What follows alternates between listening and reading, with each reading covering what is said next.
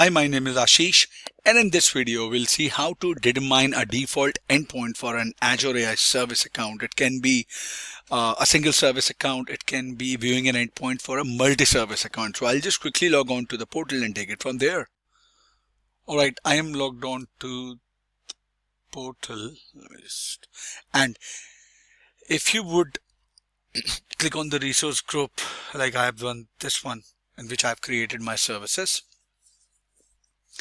And if you would, this is my test AI's Azure AI Search Lab resource group, and this is the search service, Azure AI Search service that I created. And I showed you this one in my previous video, I believe. So if you'll just search here on the endpoint,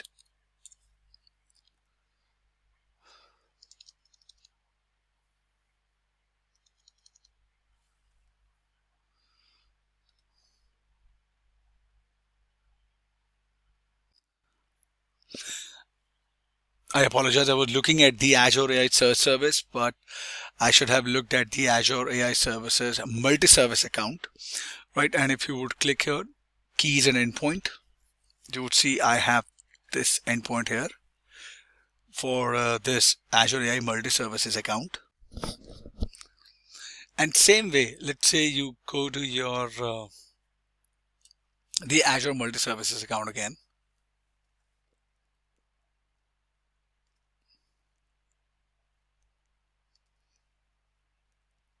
And you click on the endpoint here. Remember, I only cannot deploy the model through one medium, right? So it's not that I'll only use this endpoint to deploy model. So if you would come here and you see this Azure OpenAI instance, if I'll create one, right? This is my the default directory, and I know Azure OpenAI to display, so I can create one.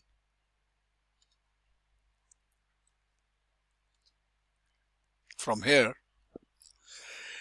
this would also have an endpoint, and I can manage the deployment because the deployments provide endpoints to the Azure OpenAI base models or the fine-tuned models that we'll create, right? So we can configure it with settings to meet our needs, including the content moderation model, version handling, deployment size, right? I'll cover that when I'll create the Azure OpenAI model as well.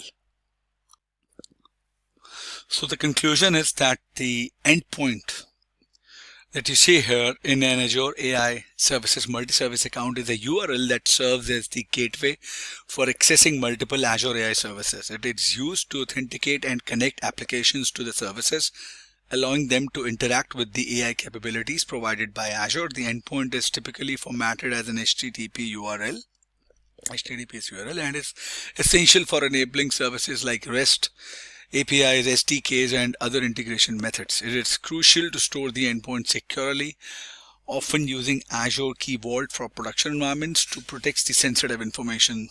Alright, so in other videos we'll cover more topics around Azure AI Services multi-service account and how-tos.